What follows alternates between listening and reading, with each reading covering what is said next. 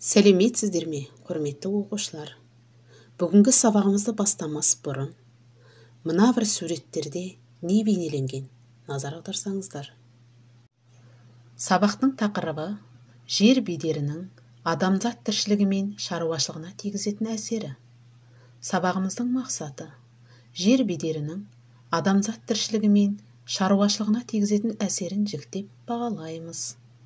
Жер бетінің ойлы, қырлы болып келуін жер бедері деп атаймыз. Жер бедері алуан түрлі: тау, жазық, ойпат, таулы үстірт, төбе, қырқа, аңғар, жыра, тағы басқа болып келеді. Жер бетінде адамзаттың көпшілігі жазықтарды мекен етеді, ал таулы аудандарда өте аз шоғырланған. Жазықтардың абсолюттік биіктіктері бойынша бөлінуі: ойпаттар, қыраттар, үстірттер болып бөлінеді. Таулардың биіктігіне қарай бөлінуі: биік таулар, орташа таулар, аласа таулар. Биік таулар 2000 метрден жоғары, оған Анд, Альп, Гималай тауларын атауға болады.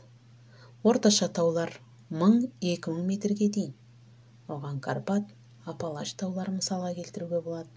Аласа таулар 1000 метрге дейін, оған өзіміздің Мұғалжар, Маңғыстау, Орал тауларын атап кетуге болады. Жердегі барлық табиғи компоненттер олардың қалыптасуы мен дамуы жер бедеріне байланысты. Ендеше оқушылар, ойланып көріңдерші, жер бедері адамзат тіршілігі мен шаруашылығына әсер етеді ме?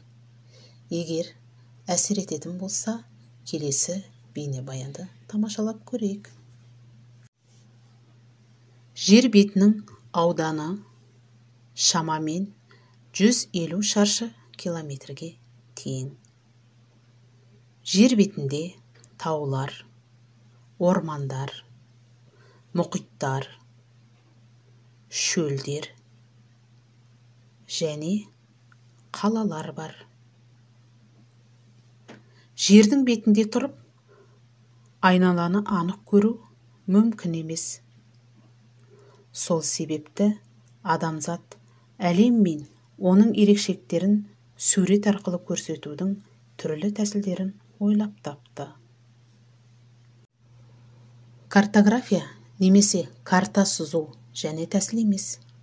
Ерте кездегі үңгір ішіндегі суреттерден бастап, ежелгі Вавилондағы карталарға дейін, ұлы ашылулар кезеңі 21 ғасырға дейін адам баласы жүріп өткен жерін кескіндеп, бағыт-бағдар алу үшін картаны ойлап тауып пайдаланған.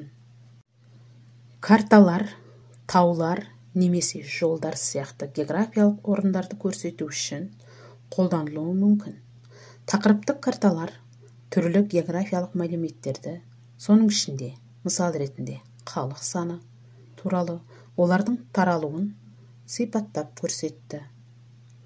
Дәстүрлі карталар кеңінен қолданылды.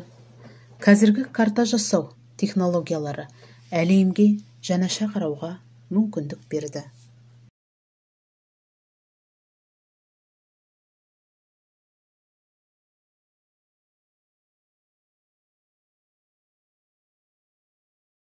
Қазақстан Республикасының жер бедері: ойпаттар, жазықтар, үстірттер, қырат, аласа таулар және биік таулармен ұласып жатыр.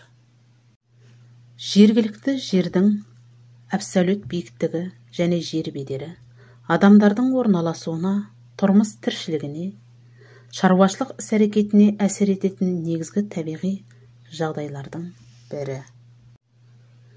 Қазіргі кезде дүние жүзінде халық өте тығыз орналасқан бірнеше аймақты атап өтсек: Шығыс Азия, оған Қытайдың, Жапонияның шығыс жағалауы, оңтүстік Корея, Корей Халық Демократиялық Республика. Оңтүстік Азия, оған Үндістан, Бангладеш, Пакистан елдерін атауға болады. Шетелдік Европа, ақштың солтүстік шығысы. Қалықтың негізгі бөлігі теңіз деңгейінен 1000 метрге дейінгі биіктікте орналасқан. Қалықтың 56% 200 метрге дейінгі, 24% 500 метрге дейінгі биіктікте шоғырланған. Қалқы теңіз деңгейінен 1000 метрден жоғары өмір сүретін мемлекеттер бар. Оған Мексика, Эфиопия, Афганистан. Ал Боливияда, Перуда, Қытайдың батысында адамның өмір сүру шекарасы теңіз деңгейінен 5000 метрден де биік жерлерден асып отыр. Жер бедерінің адам өміріне әсер ететін бірнеше факторға тоқталсақ. Бірінші, атмосфералық қысым. Биіктік жоғарылаған сайын атмосфералық қысым төмендейді. Теңіз деңгейімен салыстырғанда атмосфералық қысым 3000 метр биіктікте 31%, және 4000 метр биіктікте 39%-ға төмен болады. Тропосферада әрбір 100 метр көтерілген сайын қысым шамамен 10 мм-ге азаяды. Ауаның атмосфералық қысымының төмендеуі тыныс алуды қиындатады. 3000 метр биіктікте тыныс алу ауасындағы оттегі 2 мөлшері 3-тен 1-ге, ал 4000 метр биіктікте 2 есеге азаяды. Бұның бәрі оттегінің азаюы, оттегінің жетіспеушілігіне әкеледі. Температура. Биіктіктің жоғарылауымен ауаның жылдық орташа температурасы біртіндеп әр 100 метрде 0,6 градусқа төмендейді. Бұдан басқа, жер бедерінің көтеріңкі бөліктерінде желдің жылдамдығы жоғарылайды және төмен температуралардың әсері күшейеді. Ауаның ылғалдылығы. Ауадағы су буының саны ылғалдылық деп аталады. Қаныққан су буының қысымы ауа температурасымен анықталады. Таулы аудандарда 2000 метр биіктіктің өзінде-ақ теңіз деңгейіне қарағанда ауаның ылғалдылығы 2 есе кем. Ал үлкен таулы биіктіктерде ауа құрғақ болады. Бұл организмнің тек тер арқылы ғана емес, сонымен қатар өкпенің аса желдетілуі арқылы да сұйықтықты жоғалтуын жоғарылатады. Күн радиациясы. Таудың биіктіктерінде атмосфераның аса мөлдір және тығыздығының төмен болуына байланысты күн радиациясының мөлшері жоғары болады. 3000 метр биіктікке көтерілген кезде жиынтық күн радиациясы әр 1000 метр сайын орташа есеппен 10%-ға жоғарылайды. Организмде көрінетін жарық, сондай-ақ көрінбейтін де инфрақызыл және ультракүлгін сәулелері әсер етеді. Күн сәулелерінің қарқынды әсері қатты күйіп кетуге, күн тиюге, жүрек қан тамырлары ауруларының болуына әкелуі мүмкін. Көптеген ғасырлар бойында жергілікті тұрғын ағзасында өмір сүру биіктігіне бейімделу механизмі қалыптасады. Медицина саласының зерттеушілері аумақтарды абсолюттік биіктік бойынша келесі топтарға бөледі. 1500-2000 метр қалыпты биіктік. Бұл зонада болу барысында организмнің қалыпты қызмет етуінде айқын өзгерістер және субъективтік сезінулер байқалмайды. 2000-3000 метр бұл үлкен биіктік. Бұнда ағзаға әсері, өкпенің ауа алмастыруы, қан ағымының қайта бөлінуі есебінен еңбекке қабілеттілігі бірнеше сағатқа созылады. Оттегін көбірек талап ететін дене жұмысы қиындықпен орындалады. 4000-5500 метр өте үлкен биіктік. Ағзаға әсер етуі, адамның еңбекке қабілеттілігінің төмендеуімен қатар, қал жайының нашарлауы да байқалады. Адам үшін ауқымды емес дене еңбегінің өзі қиындық тудырады.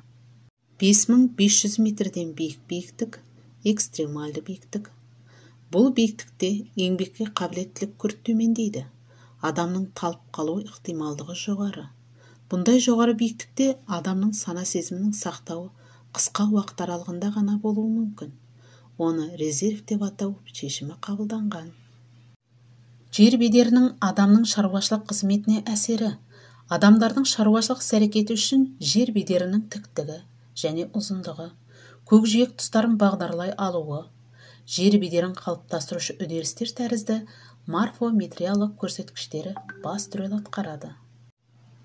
Жер беті беткейлерден және жазық бағыттағы кеңістіктердің үйлесуінен тұрады. Ал беткей дегеніміз көтеріңкі және ойпауыт бедер пішіндерін бір-бірінен оқшаулайтын ениш жазықтықтар. Беткейлер дамыған аймақтарда ауырлық күш әсерінен топырақтың төмен қарай сырғып ауысуы үлкен рөл атқарады. Жалпы құрлық бетінің 80% беткейлер алып жатыр.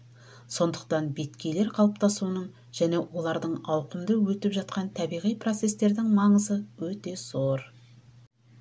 Суаруға қолайлы өңделген жер ауданын арттыру үшін, сонымен қатар топырақтың су эрозиясына қарсы күрес жүргізу мақсатында белестер арқылы шектелген алаңдар түрінде беткейлерде жасалған сатылар, яғни жасанды террасалар.